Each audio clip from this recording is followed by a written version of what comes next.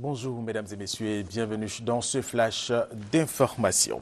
La 62e session du comité exécutif de l'Union parlementaire africaine qui se tient depuis hier samedi ici à Abidjan prend fin ce dimanche. Cette réunion qui rassemble les représentants des parlementaires et des 40 États membres de l'Union a pour objectif de faire le point de la bonne marche de l'organisation et de se pencher sur les problèmes du continent. Parlons du 64e anniversaire de la République populaire de Chine célébré ici en Côte d'Ivoire. Cette célébration a été l'occasion pour l'ambassadeur de Chine en Côte d'Ivoire et pour le ministre d'État, ministre des Affaires étrangères de Côte d'Ivoire de souligner les relations fructueuses qui existent entre les deux pays. La journée mondiale du cœur, des maladies du cœur, c'est aujourd'hui. La Fondation des maladies du cœur invite les populations à la pratique du sport.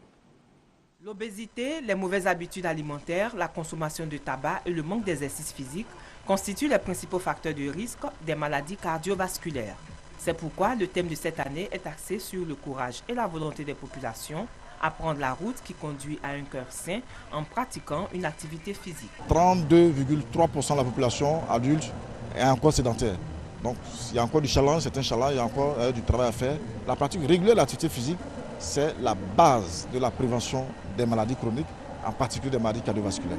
Nous avons une direction du sport de masse et du sport féminin qui organise chaque week-end, chaque samedi matin, une randonnée, une petite marche à Benjerville pour maintenir la santé. Des campagnes de sensibilisation, des campagnes de dépistage de l'hypertension artérielle, de l'obésité sont organisées par les fondations et ONG.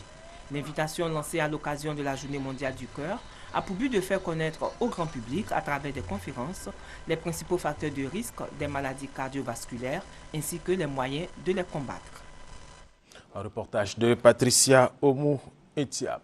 Les Guinéens ont voté hier samedi dans le calme pour les premières élections parlementaires. Depuis plus de 10 ans dans leur pays, le scrutin à tour unique a été organisé dans un contexte tendu.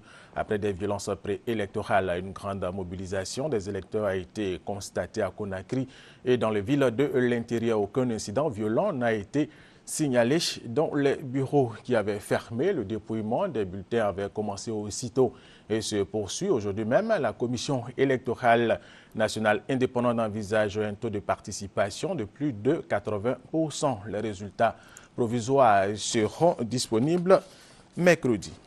Au Mali, une voiture piégée à bord de laquelle se trouvaient deux kamikazes a explosé hier samedi à l'entrée du camp militaire de la ville de Tombouctou. Bilan 4 morts, dont 2 civils et 2 kamikazes. Les kamikazes étaient à bord d'un véhicule. Ils ont pu pénétrer au cœur de la ville de Tombouctou en déjouant le système de sécurité mis en place par l'armée malienne et les forces internationales. Au Sénégal, il n'y a toujours pas de solution au manque d'eau dans la capitale à Dakar, et cela depuis 2 semaines. Le président sénégalais Macky Sall a lancé un appel à la France ainsi qu'à la Chine pour aider son pays à réparer le système d'adduction d'eau à Dakar. Le chef de l'État sénégalais, il faut le rappeler, a même écourté sa visite à New York où il a assisté à l'Assemblée générale annuelle de l'ONU pour résoudre la crise.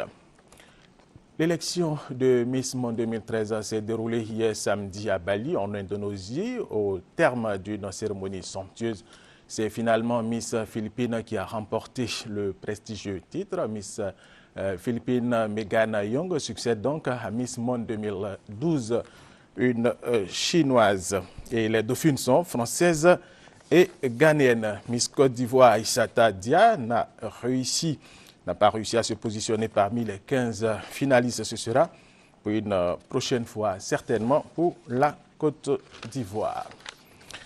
Un mot de sport football. Coup Félix Houphouët-Boigny entre le CW Sport de San Pedro et l'ASEC d'Abidjan. Le CW Sport a battu l'ASEC d'Abidjan, score 1-0. Le magazine de ce dimanche a pour thème VIH, SIDA et résistance anti-infectieux, nouveaux défis pour la santé publique. Pour nous éclairer sur ce thème, nous allons recevoir le professeur Hortense Faye-Kété, microbiologiste à l'Institut Pasteur de Côte d'Ivoire. Ce sera pour tout à l'heure à 13h. Prenons rendez-vous.